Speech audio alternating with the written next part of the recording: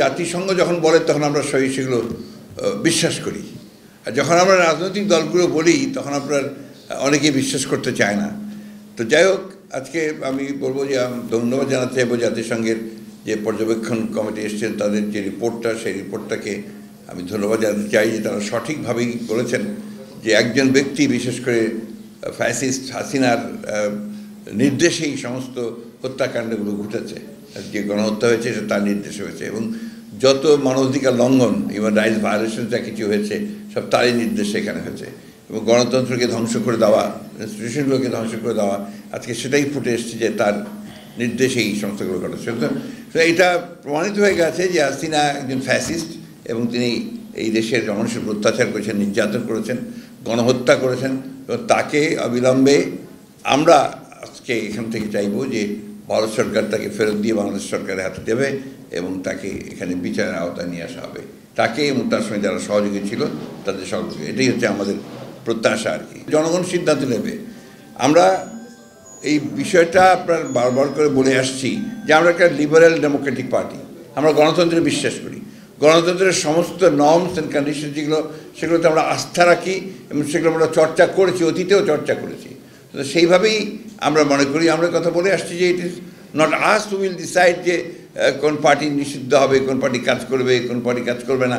People will decide, যে মানুষ নির্ধারণ করবে যে কোন পার্টি থাকবে কি থাকবে না, কোন পার্টি নির্বাচন করবে কি করবে না। আমার পক্ষ না পক্ষ থাকা ইম্যাটেরিয়াল, পিপল উইল ডিসাইড ইট। গুম হওয়া, হত্যা করা, এটা শুধু একটা পার্টিকুলার দলের কথা আমি বলতে চাই না, এটা বাংলাদেশের মানুষকে গুম করা হয়েছে, বাংলাদেশের মানুষকে আপনার এখানে হত্যা করা হয়েছে নির্মমভাবে। এই কথাগুলো আমরা প্রথম থেকে বলে আসছি, এবং যখন আয়নাঘরের রিপোর্টটা বেরোয় আপনার আল জাজিরাতে, আপনাদের নিশ্চয়ই মনে আছে, তখন কিন্তু এটা গভর্নমেন্ট পুরোপুরি ডিনাই করেছে। তারা বলছে এই ধরনের কিছু নাই, কিন্তু এটা প্রথম থেকেই এই কাজটা চলে এসছে। আপনারা মানুষকে তুলে নিয়ে মিথ্যা প্রভাব দিয়ে সে জঙ্গি সংগঠন করছে, এই ধরনের কথাগুলো বলে বন্দি করে, আটক করে রেখে নির্যাতন করে তাদের কাছ থেকে বিভিন্ন কথা বার করার চেষ্টা করেছে। কিছু লোককে তারা সেখানে রেখে দিয়েছিল যে বিভিন্ন সময় তাদেরকে দিয়ে জঙ্গি নাটক সাজাবে। ভুলে গেছেন নাকি আপনারা যে এক একটা বাড়িতে যেখানে জঙ্গির আপনার ট্রেনিং হচ্ছে, চর্চা হচ্ছে, পড়াশোনা হচ্ছে, জঙ্গিবাদ তৈরি করা হচ্ছে, আপনার বোম তৈরি করা হচ্ছে, এসব দেখিয়েছে। আজকে প্রমাণিত হয়ে গেল যে আমরা যে কথাগুলো বলেছি সেগুলোই সত্যি। আওয়ামী লীগ এবং তার সরকার ওই সময় অত্যন্ত সচেতনভাবে বাংলাদেশের মানবাধিকার লঙ্ঘন করেছে, আপনার গণতন্ত্রকে ধ্বংস করেছে, এবং তারা শুধু ক্ষমতায় টিকে থাকার জন্য তারা বিরোধী দলকে ধ্বংস করেছে।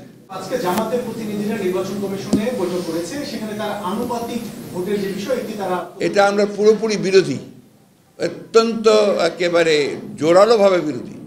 আনুপাতিক হারে নির্বাচনের কোনো ব্যবস্থাকে আমরা সমর্থন করবো না, কারণ এখানকার মানুষ এটাতে অভ্যস্ত না, প্রশ্নই উঠতে পারে না। এটাতেও আমরা একেবারেই একমত নই। এগুলো তো আপনার সমস্ত রাজনৈতিক বিবেচনার দেশকে আরও ভঙ্গুর অবস্থায় নিয়ে যাওয়ার একটা পরিকল্পনা ছাড়ার কিছু নয়। যত দ্রুত নির্বাচন হবে ততই আপনার রাজনীতি সহজ হবে, বাংলাদেশের মানুষ একটা স্থিতিশীল অবস্থার মধ্যে আসবে। নির্বাচনটা হওয়া দরকার দুটো কারণে প্রধানত। একটি হচ্ছে বাংলাদেশে একটি স্থিতিশীলতা ফিরিয়ে নিয়ে আসা, অন্যদিকে একটা গভর্নেন্স চালু করা। এখন তো গভর্নেন্সের খুব প্রবলেম হচ্ছে, এই জিনিসগুলো চালু করা। এমনি চালু করলেই তখন দেখবেন অর্থনীতি বেটার হয়ে আসছে, সমাজে ব্যবস্থা, ইউনিভার্সিটির কলেজগুলোতে লেখাপড়াই হচ্ছে না, তো সেই ব্যবস্থাটাও ঠিক হবে। এটা একটা ইলেক্টেড গভর্নমেন্ট না হলে এটাকে নিয়ন্ত্রণ করা খুব কঠিন। তো এখন তো একটা ভোলাটাইল সিচুয়েশন চলছে।